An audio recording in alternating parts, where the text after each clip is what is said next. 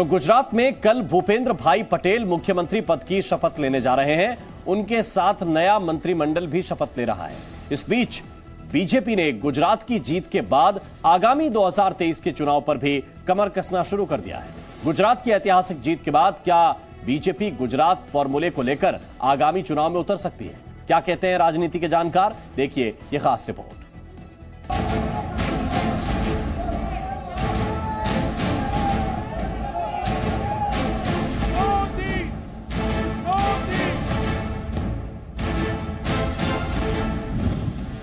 गुजरात के कार्यवाहक मुख्यमंत्री भूपेंद्र भाई पटेल दिल्ली में कल देर शाम प्रधानमंत्री नरेंद्र मोदी से मिले। उनके साथ गुजरात के नए मंत्रिमंडल को लेकर चर्चा भी हुई। इस दौरान गृहमंत्री अमित शाह भी मौजूद रहे। 12 दिसंबर को भूपेंद्र भाई पटेल गुजरात के मुख्यमंत्री पद की शपथ लेंगे, लेकिन शपथ लेने से पहले ही भूपेंद्र पटेल ने यूसीसी को लेकर कमेटी बना दी। नहीं, वो तो बना दिया गया ही, हमने कमेटी की रचना कर दी गई है और जो भी उसकी भलामण आएगी उसके द्वारा ऊपर काम करेंगे हम। यूसीसी पर बात करते हुए गुजरात के बीजेपी के नेता सभी वादे पूरे करने का दावा कर रहे हैं।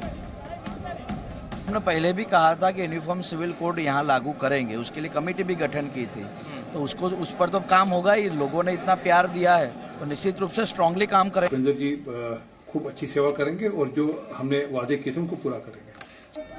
बीजेपी की कार्यशैली को देखते हुए और गुजरात की जीत के बाद राजनीति के जानकार मान रहे हैं कि गुजरात में 27 साल की सत्ता बरकरार रखने के जिस फॉर्मूले को बीजेपी ने अपनाया 2023 के राजस्थान, छत्तीसगढ़ और कर्नाटक विधानसभा चुनाव और 2024 के आम चुनाव में भी इसी तरह के फॉर्मूले पर बीजेपी विचार कर सकती है। जनता पार्टी की जबरदस्त जीत हुई है, उससे भारतीय जनता पार्टी के प्रधानमंत्री नरेंद्र मोदी के और यहाँ तक कि जेपी नड्डा के भी हौसले बुलंद हैं। लेकिन उन्हीं जेपी नड्डा को हिमाचल में हार से थोड़ा सदमा भी लगा होगा। अगले साल जिस तरह से मध्य प्रदेश, राजस्थान, छत्तीसगढ़ और कर्नाटक में चुनाव होने हैं, तो इन चारों जगह भाजपा के लिए बड़ी चुनौती है।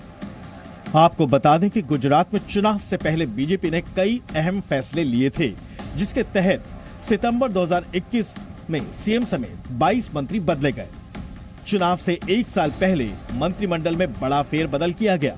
182 सीटों पर 103 नए चेहरों को टिकट दिया गया था। 5 मंत्रियों और 38 विधायकों के टिकट भी काटे गए थे, जबकि गुजरात के पूर्व डिप्टी सीएम को भी टिकट नहीं मिला था। नतीजा ये रहा कि गुजरात में बीजेपी 7वीं बार सरकार बनाने में कामयाब हुई। प्रचंड बहुमत के साथ बीजेपी को 156 सीटें हासिल हुई। गुजरात जीतने के बाद भी बीजेपी के नेता अब आगे की तैयारियों में जुट गए हैं। हालांकि कांग्रेस गुजरात में बीजेपी की जीत को अलग तरीके से देखती है। कांग्रेस नेता पी चिदंबरम ने एक बयान में कहा है कि गुजरात, हिमाचल प्रदेश, एमसीडी में बीजेपी सत्ता में थी। 3 में से 2 चुनाव में हार के साथ उन्हें बड़ा झटका लगा है। कांग्रेस बीजेपी के खिलाफ अलग मोर्चा तैयार कर सकती है। गुजरात में कांग्रेस की हार से हमें भी सीख लेने की जरूरत है। बीजेपी भले ही 2024 और 2023 के विधानसभा चुनाव की तैयारियों में जुटी हो, लेकिन कांग्रेस भी अब हिमाचल की जीत के बाद एक बार फिर जोश में दिखाई दे रही है। ब्यूरो रिपोर्ट, जी मीडिया।